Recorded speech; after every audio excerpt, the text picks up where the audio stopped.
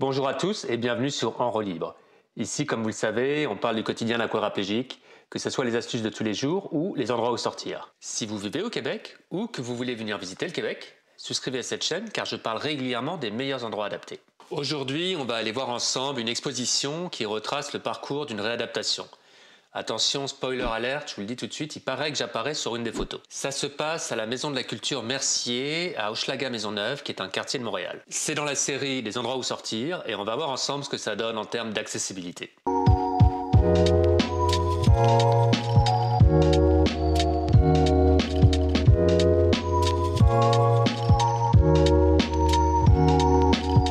Qu'est-ce que c'est que ce pays?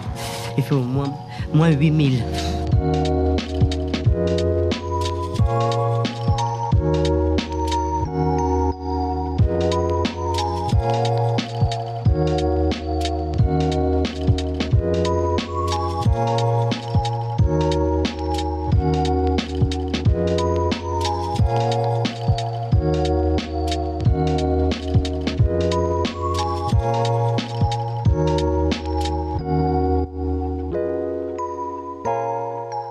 Nous y voici, on est devant la Maison de la Culture Mercier. Apparemment, c'est parfaitement accessible, on va voir ensemble ce que ça donne.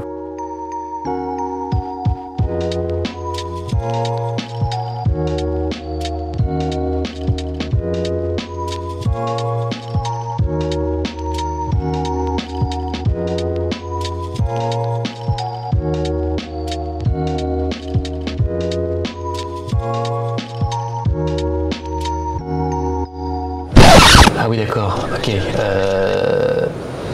Bon, ok, j'apparais un peu sur toutes les photos. Ouais, c'est pas faux. Il s'agit en fait d'une exposition sur l'Odyssée d'une réadaptation. J'avais été contacté dans les premières semaines de ma réadaptation suite à mon accident.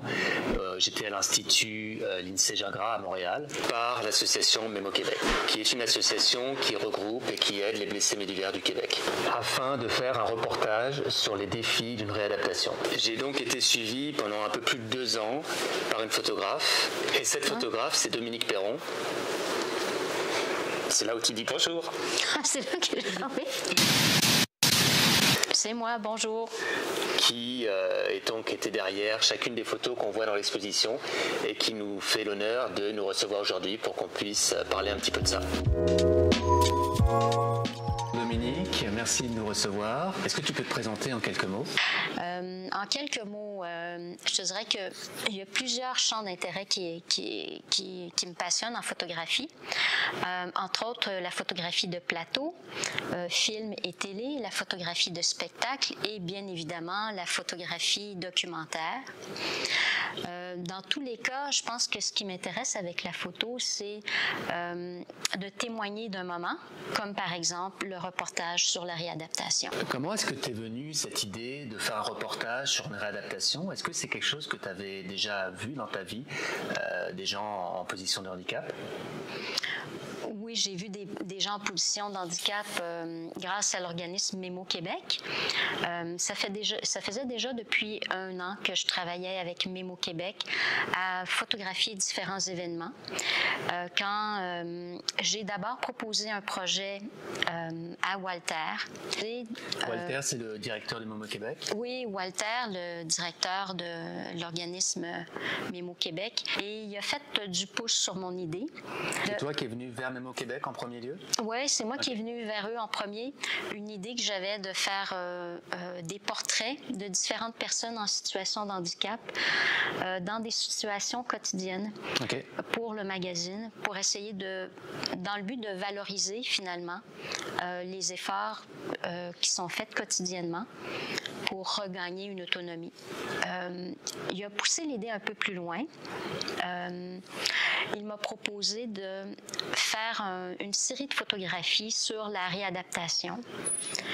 Et puis quand on a vu ensuite l'ensemble des photographies, c'est là qu'est venue l'idée de faire une exposition. Ok, qui retracerait vraiment une réadaptation. Du début à la fin, un petit peu. Oui, à partir de l'Institut de réadaptation jusqu'au retour à domicile.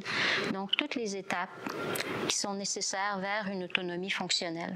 Tu parles de Mémo Québec, c'est eux qui sont l'instigateur de cette exposition. Je sais qu'ils font beaucoup pour notre communauté. Est-ce que tu les suis régulièrement dans leurs activités? Bien, ça fait depuis maintenant 4 ans qu'on travaille ensemble, que je collabore avec Mémo Québec. Je fais des photographies avec eux, entre autres pour le magazine Paraquad.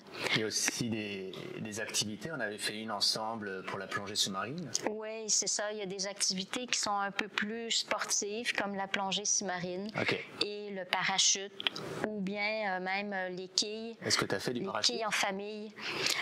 Parachute, j'ai préféré rester au sol, prendre des photos au sol des gens qui descendaient en parachute. C'était vraiment chouette. Bon, peut-être que je vais me tenter l'aventure du parachute avec eux. Là. Quelque chose que j'ai jamais fait, mais que j'aimerais bien faire éventuellement. On voit très bien sur les photos que tu poses un regard presque intimiste sur le quotidien d'une réadaptation. Est-ce que c'est quelque chose avec lequel tu avais été confronté dans ta vie avant de faire cet exposé finalement? Ben, écoute, non, je connais personne près de moi qui vit avec un handicap. Et moi non plus, j'ai pas de traumatisme à ce niveau-là. Par contre, à force de fréquenter les gens de Mémo Québec, à force d'assister aux activités qui sont organisées par cette OBNL-là, ben, j'ai rencontré des gens super sympathiques. Et puis, je me disais qu'il faut absolument trouver une façon de valoriser, de faire tomber des tabous. Et puis, quand Walter m'a proposé ce reportage-là, ben, ça m'a tout de suite intéressée. Pour ce qui est du côté intimiste, c'était un peu l'avantage de faire un reportage long et de suivre une personne plutôt que de faire des photographies de plusieurs personnes à différents moments de la réadaptation. Parce que pour être capable de faire ces moments intimes-là, c'est pas la première journée qu'on les fait. Hein? Je suis pas arrivée chez vous la première journée pour dire on va faire des photos aujourd'hui pendant que tu as l'aide à domicile dans ta baignoire. Il faut faire partie du quotidien de la personne et pratiquement disparaître, quoi. Exactement, ça prend des mois. Donc, c'était bien de commencer étape par étape à l'Institut de réadaptation, de voir la physiothérapie, l'ergothérapie, et avant d'arriver justement à des moments plus intimes. Je pense que pour être capable de faire ces moments-là, de les photographier, c'était important justement de voir la progression. Oui. On voit différents professionnels et intervenants de la santé tout au long de la réadaptation.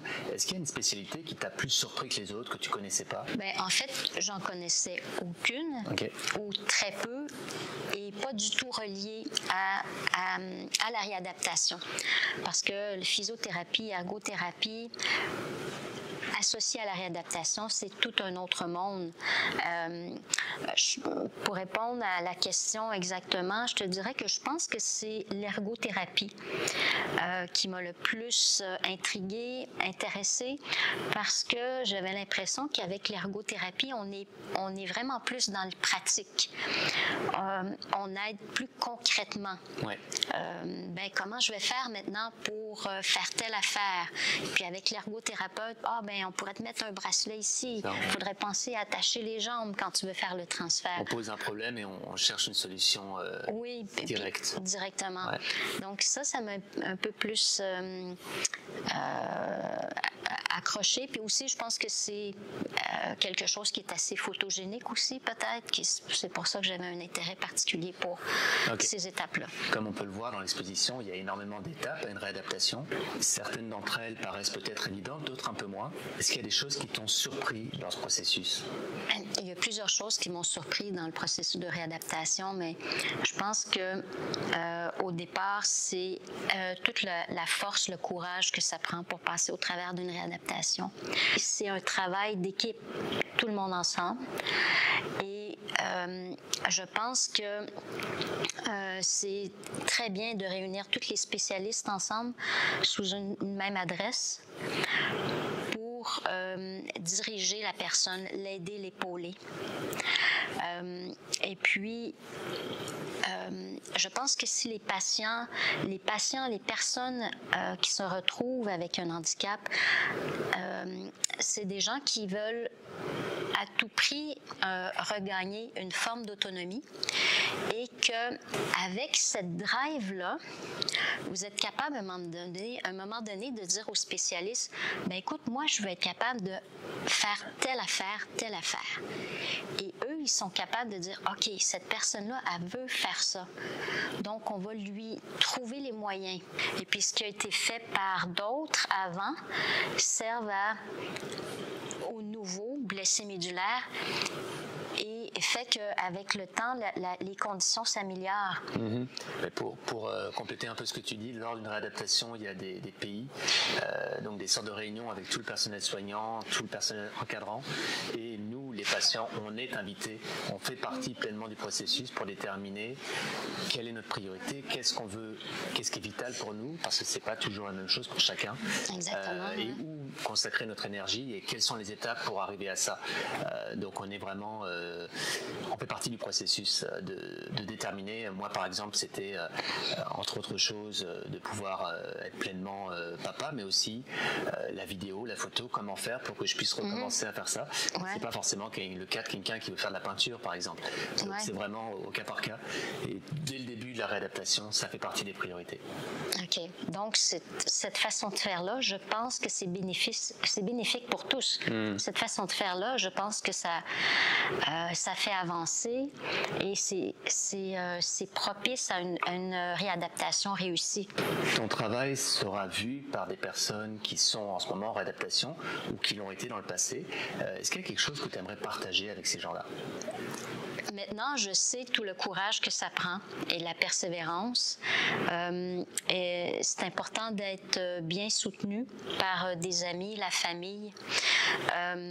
Qu'il faut y aller vraiment une étape à la fois et que même si ça paraît difficile, c'est possible d'y arriver, que bien sûr, il faut y mettre des efforts. Une réadaptation, oui, ça peut ressembler à une odyssée parce que, bon, il y a des jours de tempête, mais il y a des jours plus calmes aussi. Donc, c'est sûr qu'il va y avoir des moments plus difficiles, mais il faut compter sur les gens qui vont vous aider. Et il va y avoir, au bout de ça, au bout des efforts, il va y avoir des résultats, c'est sûr, certain. J'ai juste à voir autour de moi toutes les personnes qui vivent maintenant des vies épanouies. C'est possible d'y arriver. Merci beaucoup Dominique pour le temps que tu nous consacres aujourd'hui et pour cette entrevue. Peut-être un petit quelque chose que tu voudrais partager en mot de la fin. Qu'est-ce que tu as ressenti en faisant cette exposition, ce travail, et qu'est-ce que tu aimerais que les gens ressentent en la voyant? Ben écoute, Aldric, moi j'aimerais d'abord te remercier d'avoir accepté de collaborer à ce beau projet-là. Moi, je voudrais inviter les gens à venir voir l'Odyssée d'une réadaptation. Ce que je souhaite faire avec cette exposition-là, c'est faire des rapprochements en exposant la réalité d'une personne en réadaptation. Je souhaite faire tomber des tabous, peut-être des préjugés. Et ce que j'essaie de faire, c'est tout simplement, c'est de faire des rapprochements entre la communauté des personnes non handicapées et celles qu'ils sont. Donc, en voyant l'exposition, j'espère que les gens vont, j'espère que ça va informer, que les gens vont se questionner et puis se dire que, eh ben, c'est quand même beaucoup d'épreuves, hein? Ça vaut la peine, ça inspire au respect et que ça rapproche les gens. Ces communautés, oui. Oui, rapprocher les gens, faire des rapprochements pour qu'on n'ait plus peur d'aller à la rencontre tout simplement par méconnaissance de la condition. Par peur. Par peur, par gêne. Ouais. Excellent. Des fois, c'est juste la gêne. Ouais. Eh ben, merci beaucoup, Dominique. Ben, merci, Aldric.